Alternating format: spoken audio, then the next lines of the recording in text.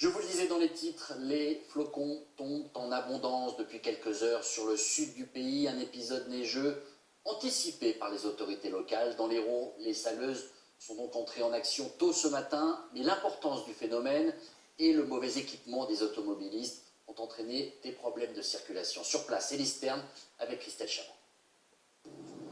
9 h ce matin, dès les premiers flocons, les saleuses sont mobilisées sur les grands axes. Toute la journée, elles vont avaler des kilomètres de route dans l'Hérault pour fluidifier la circulation de plus en plus difficile. Ça glisse. Ah oh. C'est agréable de rendre service aux usagers. En temps normal, on se fait souvent râler dessus, mais là, sans nous, la route ne serait pas praticable. On est un peu leur super-héros.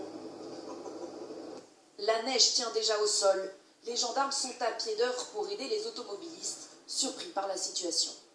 Vous pouvez mettre à la pousser, on va le pousser là-bas pour qu'ils prennent de l'élan. En général, personne n'est vraiment équipé ici, donc voilà ce qui arrive quand il neige, conséquence un peu pénible. En 1 heure de temps, le camion, il y avait 10 cm dessus, et là j'ai tout arrêté, je rentre chez moi parce que c'est plus possible de rouler. On devait aller à Montpellier, on s'est arrêté en route parce que c'était pas possible quand tout le monde roulait trop lentement et puis c'était glissant, dangereux, donc voilà, on rentre à la maison là-bas. Dans cette ville à 30 minutes de Montpellier, les saleuses commencent à peine leur travail. Tant que c'est pas salé, ça va être compliqué de faire circuler en fait. Et justement, on essaie de libérer l'axe pour que les saleuses puissent passer. C'est le chien qui se mord la queue. Ici, la neige va continuer à tomber toute la journée. 10 cm supplémentaires sont attendus. Les saleuses vont continuer leur balai incessant sur les routes. Voilà un phénomène qui n'a certes rien d'anormal à cette période de l'année. Néanmoins, cet épisode a surpris par son ampleur ce matin dans des départements pas forcément habitués à voir les flocons tomber. Fanny Stelmer. Une glissade que ce conducteur n'est pas prêt d'oublier. L'accrochage ne passe pas loin. Plus loin, en revanche, ces deux automobilistes ont eu moins de chance. Qu'est-ce qui s'est passé? Difficile de rester calme. Oui, mais il faudrait bien la faire contre la neige.